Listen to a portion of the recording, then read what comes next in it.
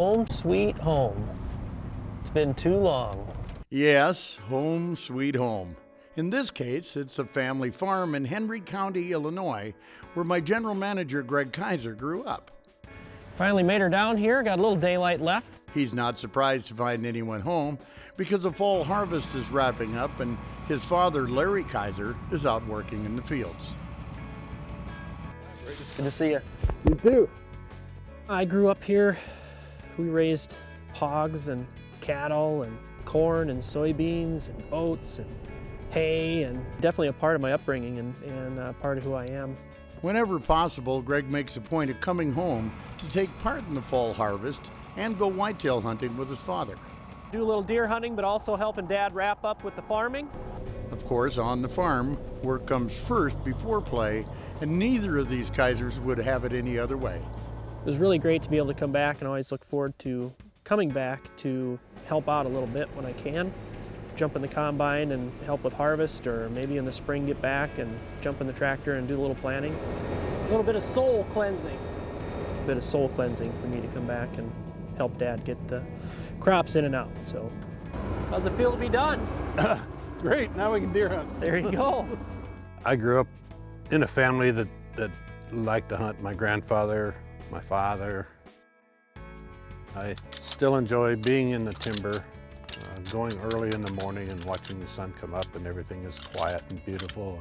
It just gives you a peaceful feeling. This is where I grew up and did my first deer hunting and a little bit of everything. So it's really fun to come back and spend some time out in the woods and be able to spend it together like this in the blind. It's really pretty fantastic. Let's go get some biscuits and gravy. Yeah. Dad was always really supportive of the outdoors. Fishing here, a little pheasant hunting, quail hunting. We used to have Hungarian partridge. We did it all. Part of our family, part of our culture here. We built him a blind a couple years ago. My mother and sister and I pooled together and had him an insulated blind on skids built. And he's killed some great deer out of that blind, and it's in a great spot. We're back in the castle this afternoon. We've been out there every morning and every evening and spending a lot of time in the blind. It's not a real big one, but it's a nice one. Boy, it's been great to spend the time and being a part of nature and seeing everything wake up in the morning and go to bed at night. Greg has generally always hunted with me.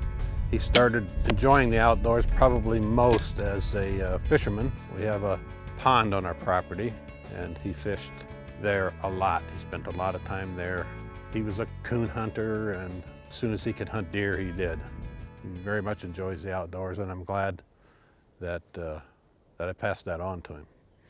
You know, that was a pleasure for me to sit back and watch Greg and his father have a chance to get back together and bond together. And I mean, Greg was talking to me right before he left to go down there. He was so excited about doing it and so forth. And it's cool to see them because I know how much he loves his father. I know how much his father loves him. I know his father, not like I know Greg. I've known Greg for 30 years, and we're close friends as well as do business and stuff together. He worked for me for quite some time. Came up to me initially playing pool. So it's another good thing. And he was a golf pro. My God, how much can you love the guy? You know what I'm saying? A lot in the case of Greg Kaiser. He's a tremendous human being, and he was raised by a family that brought him those values. Greg did a great job on the hunt. When he went out by himself and he killed a nice deer the first afternoon and so forth, and his dad was very proud of him that way. And his dad mentioned, I'm glad that I took the time back then, you know, to give him a chance to get involved, to get him immersed in the outdoors. He likes fishing sometimes more than hunting, but he likes them both a lot. Anything outdoors is Greg. You know, growing up here, hunting was a part of life and a part of the culture. Found a lot of buck sign, a couple scrapes, a whole bunch of rubs. You know, it's interesting. You don't know what you got until you step away. And oh yeah, it's a good one. Moving away from home and seeing what it was like in other places was a real eye-opener to understand what exactly this is and how good it really is around here. Went out and set a ground blind this afternoon in a quiet little spot way back in the net next to a piece of big woods. We probably should be going back in here where we saw the one chasing this morning, but the wind is better for this spot, which is really the reason we're gonna go try this out. Just got set up in our ground blind. We're brushed in here in the corner. Decoy out in the bean stubble. We just went through a rattle and grunt session. We're gonna hold our breath here. Maybe we get something stirred up. We were lucky enough to do just that. He came out about 300 yards away on the edge of the field, and we knew he meant business. He came out of the woods with his head down, came out low, and ran all the way across the field and came right into that decoy, and he didn't know what to make of it. He doesn't know what to make of it. He stood there and he stood there and he stared at it. He walked all the way around it. He's circling that decoy. He's coming around the front here. I'm gonna get a shot at him. We had a quick wick hanging off of him with a little scent on it, and he wasn't too aggressive. He was just checking it out. I can hear another one coming from the weeds over here. Until another buck, smaller buck, came out of the woods and went right up to that decoy, and then his hair raised up on his neck and he got real serious then. He's got his hair all stood up on the bed. Pumped up. He's ready to fight. It was really exciting to watch because he was right in our face. At some points he was 10 yards or less from the blind, right in front of us. Had some brush in front of the blind, which made it a little bit of a challenge, but he got around to the backside and presented a shot. When that shot presented itself, let it fly, and boy, it was just awesome. Wow, that was exciting. And the deer didn't go 50 yards, he tipped right over, so put a good shot on him, killed him efficiently, and got my hands on a nice Illinois buck, and couldn't be happier.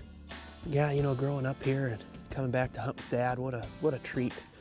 I always look forward to fall, coming back here, spend a little time in the combine, a little time in the woods, whatever I can do, and really excited to have a nice Illinois whitetail on the ground here and a little meat for the freezer. Excellent. Yeah. Way to go. Yeah. Yeah. It was fantastic. Hi, Mom. Little meat for the freezer, so we can have some back straps tonight. Oh, I couldn't be happier. It was fantastic. Fun to watch. Worked out perfect. So. The example that those two set together, the courtesies they show one another, the love that you can see in their faces and in the words that they say or the way they say them, the things they're doing together or talking about doing together. Greg jumping out, wanting to get up on a combine and go back for a little while because he remembers his roots and his good times with Dad, and his dad is on top of stuff, but he's so proud to have Greg be able to come back and hunt deer so they can hunt together, and it's a special thing, and I know that for him. So nobody could have done a better job than the two of them did, showing the value of you being the person giving the extra time when it's needed to get the children at the right time and start immersing them piece by piece by piece by piece. And you wind up with this kind of a wonderful result. And it's like God's way of saying thank you back to you for you doing what you've done to help this other person. Because the more people that we can have that understand God's creation better, the better off our civilization will be. It's just that simple.